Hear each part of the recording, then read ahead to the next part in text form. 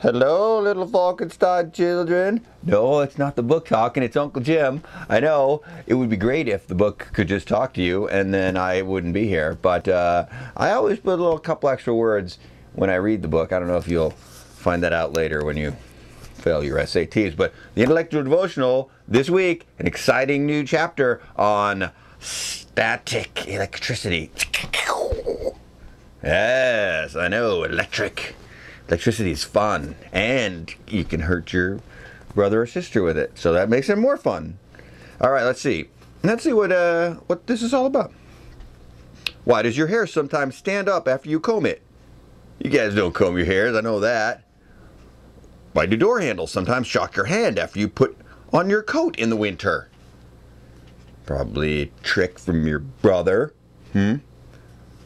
Oh, the answer is static electricity. All matter consists of atoms. Each atom is made of neutrons, protons, and electrons. Neutrons have no charge.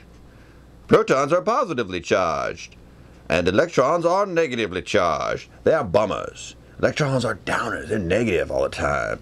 And then protons are positive. They're happy all the time. Like that probably crazy teacher you have who's too happy all the time because she takes, let's call them proton pills. We'll call them those from now on. And then protons and neutrons are tightly bound together in the center of the atom called the nucleus, while the electrons orbit around them like planets orbiting around the sun, except for like really tiny, right? When there are just as many protons as electrons, the atom has no charge, but sometimes electrons rub off on other atoms. The atoms that gain electrons become negatively charged because they're like, hey, get this stuff off of me, extra electron. I'm negative. The atoms that lose electrons become positively charged because they go, hey, whew, got rid of that electron. He was bumming me out. Whew, I'm happier now. I'm positive that I'm happy. Atoms with opposite charges are attracted to each other or a neutrally charged object. Atoms with the same charge are repulsed by each other. So if you look in the mirror and see yourself, you're repulsed by yourself because you're the same. You're like, and then you look. And then if you look over at your brother or sister, you're like, oh, how nice they are. I'm so attracted to them. They're so great. You guys say that sometimes? Sometimes. All right, let's see. This is why your hair stands up on end. The electrons from your hair rub off on the brush. Your hair becomes positively charged. Your hair goes, awesome. I got rid of all that electrons onto the brush. I'm happy. I'll bet you the brush is going, God darn you, hair. I'm mad. Let's see. Each positive strand of the hair wants to move as far away from the other strands as possible, so you get flyaway hair. Well, they're probably happy. Your hair gets so happy that it's lost some weight, electrons, and so they're like, hey, I'm nice and skinny. I want to show off. Don't get next to me. Make me look fat. Other hair. And so the hairs all spread out, so they like go, ooh, I'm so skinny. Ooh, look how skinny I am. Ooh. Because they don't have electrons. It makes them skinnier. Some materials like metal grab electrons and let them flow freely through them. So metal has hands and can grab electrons, obviously. These are called conductors. So metal conducts trains and has hands. Good news to know. Other materials like plastics and fabric are more rigid and stop electrons from moving. These are called insulators. When you put on your coat in winter, electrons from your coat rub off onto you. You become negatively charged. Put it on your jacket to go outside. Makes you go, darn jacket, going outside, negative. That's why you get upset sometimes, because there's electrons. When you touch a metal door handle, the electrons jump from your hand to the metal knob, a good conductor. So apparently the doorknob has hands that grab the electrons from you, and then doorknobs then go off and drive trains. Who knew?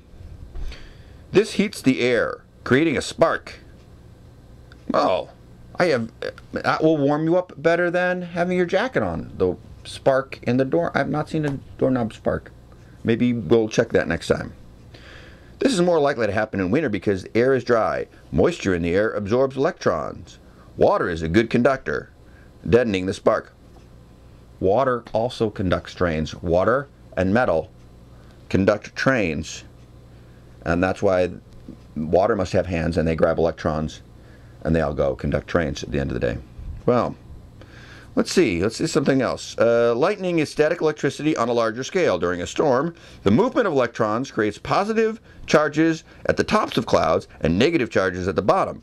Usually electrons will jump from one cloud to another to equalize the charge, but sometimes they jump to the neutrally charged ground in a lightning bolt. So the electrons are jumping from cloud to cloud, and sometimes they fall in between the clouds and they fall down and land on the ground, and that's a lightning bolt is electrons falling from between two clouds.